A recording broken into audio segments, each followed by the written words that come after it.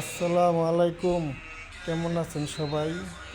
আমি সচরাচর লাইফে বা এরকম কথাবার্তা কখনো বলি না। আজকে কিছু বিষয়ে একটা কথা বলতে চাই যে বাংলাদেশ কি একটা জোকারের মতো হয়ে গেছে, যে কিছু কিছু মানুষ আছে যেরকম হিরো আলমকে নিয়ে বলা যাক যে এমন একটা মানুষ যে আহ, দুইটা তিনটা চারটা বিয়ে করছে, তারপরে তাদের নায়িকা আছে, এক একটা মেয়ে ধইরা আনে, মেয়েদের নিয়ে কি রঙ্গ তামাশা, নারী কেলেঙ্কারি, নানান জিনিস।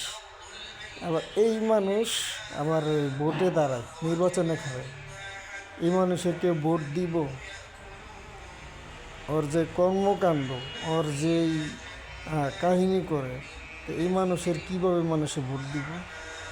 এরকম ফাতরা টাইপের অরুচিশীল ব্যক্তি, মানে বলার মতো না। এক একটা মেয়ে আনবো, আইনা মেয়েদের সাথে এই হাসি তামাশা, তারপরে গা ঘষাঘষি। এটি কি রে ভাই?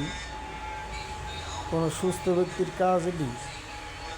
ছেলেদের নিয়ে দেখি যে বিভিন্ন ভিডিও ছাড়ে, শরীরে ঘষাঘষি করা, চুমাচুমি করা। এটি কি? এটি কোনো সুস্থ ব্যক্তির কাজ? আর এই ধরনের মানুষ কি সংসদে যে কিছু করতে পারবো মানুষের জন্য?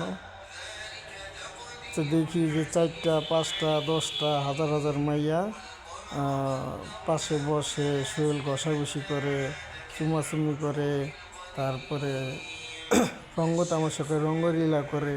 তা এই ধরনের ব্যক্তি কিভাবে নির্বাচনে খাড়ায়? কেমনে, কিভাবে সম্ভব?